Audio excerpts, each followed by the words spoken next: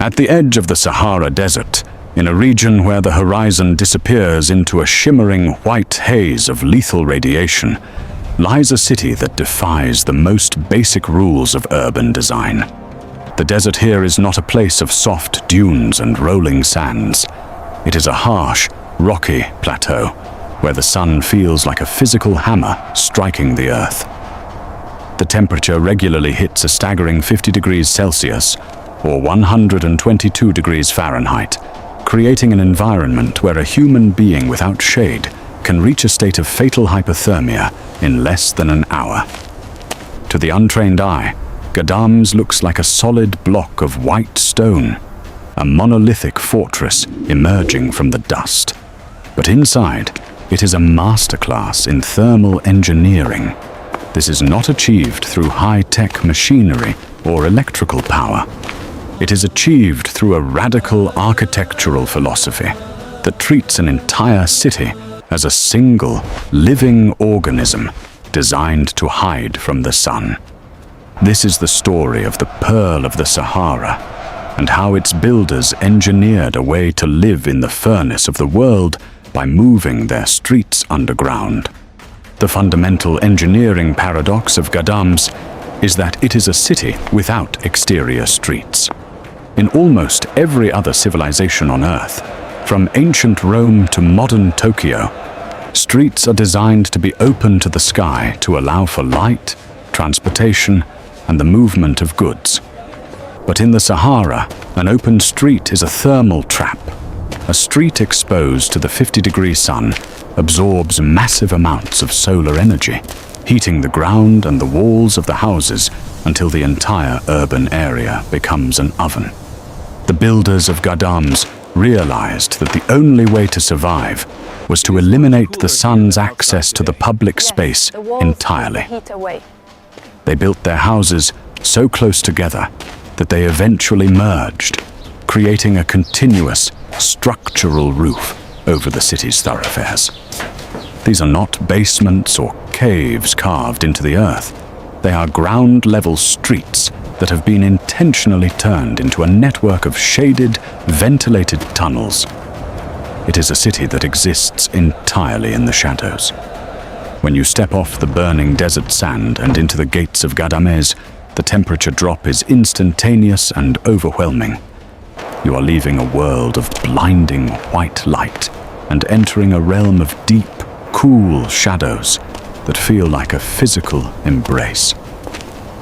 The air in these tunnels is moved by a natural phenomenon known as the stack effect.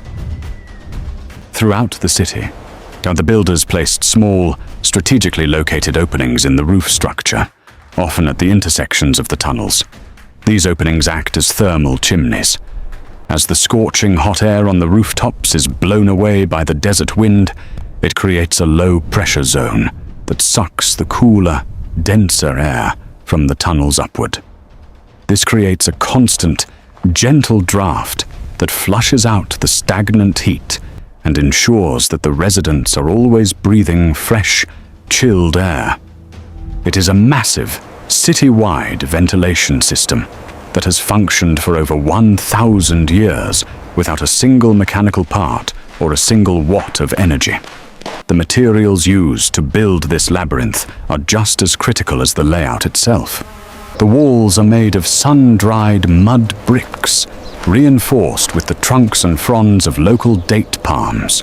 These walls are incredibly thick, sometimes reaching a width of over 1 meter at the base, tapering slightly as they rise. This provides what engineers call massive thermal lag. It takes the intense heat of a 50-degree sun nearly 12 hours to penetrate through the density of the mud and straw to the interior of the home. By the time the thermal energy finally manages to reach the inside, the sun has already set, and the desert night has brought a sudden, sharp chill.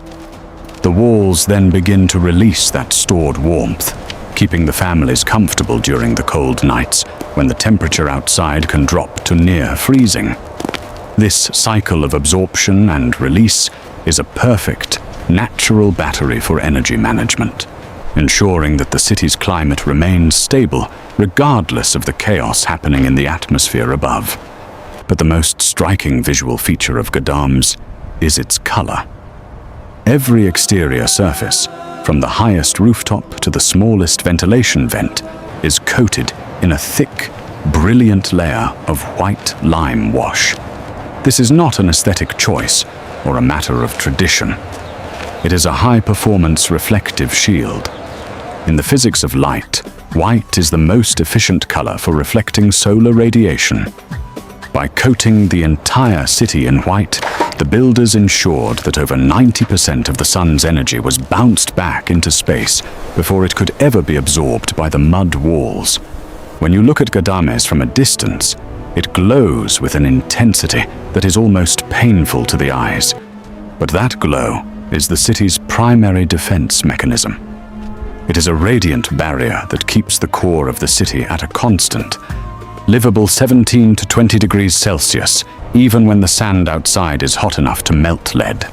The social engineering of Ghadames is just as fascinating as its thermodynamics, creating a society that lives on three distinct vertical levels. The ground level is the world of the tunnels, reserved for the men and for heavy labor. It is a dark, cool environment where the trade, the administration, and the religious life of the city take place.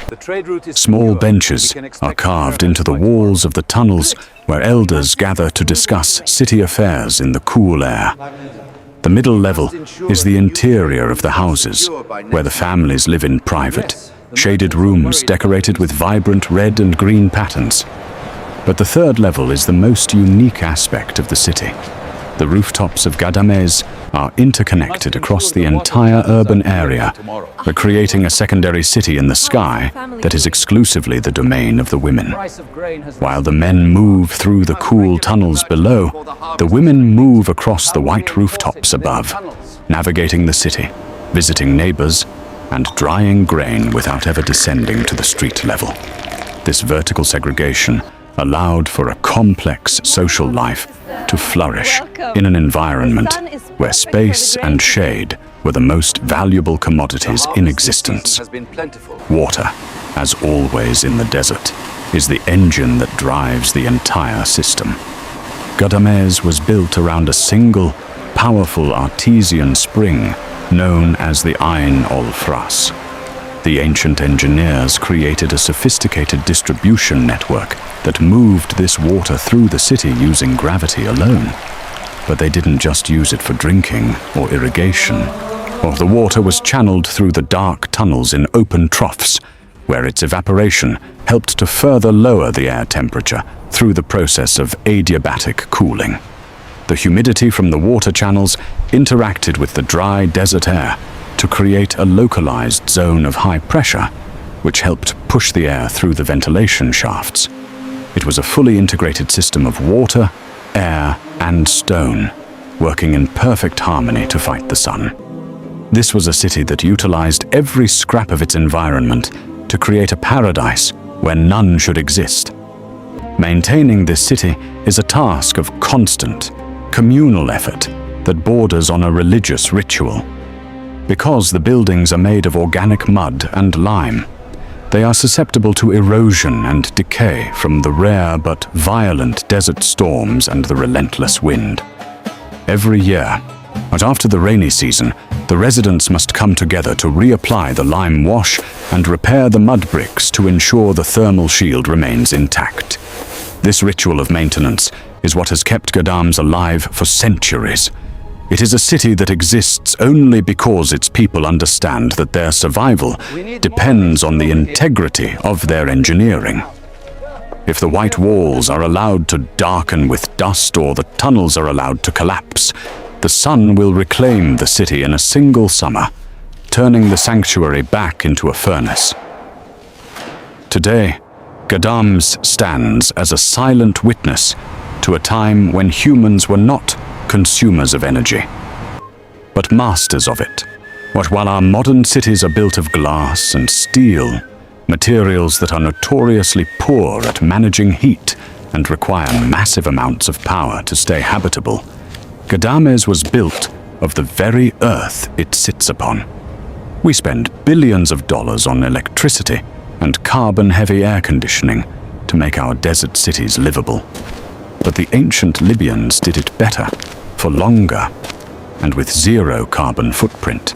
They proved that the sun is not an enemy to be fought with raw power, but a force to be managed with wisdom, geometry, and a deep respect for the laws of physics. As global temperatures continue to climb and the deserts of the world expand, the lessons of Ghadames are more relevant than ever before. We are rediscovering the power of high albedo surfaces, the efficiency of thermal mass, and the genius of natural ventilation. The sunproof city is not a relic of the past. It is a blueprint for our future survival. It teaches us that to survive the coming heat, we may need to look back at the people who conquered the Sahara with nothing but mud, lime, and the shadows of a labyrinth.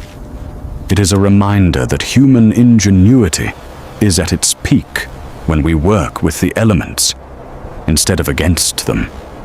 Could you handle a life where the sun was something you only saw from a rooftop, and your daily commute was through a cool, stone tunnel? Would you trade your modern, noisy air conditioner for the silent, ancient draft of a Saharan chimney? Let me know in the comments below if you think our modern architects are ignoring the simple power of the shadow.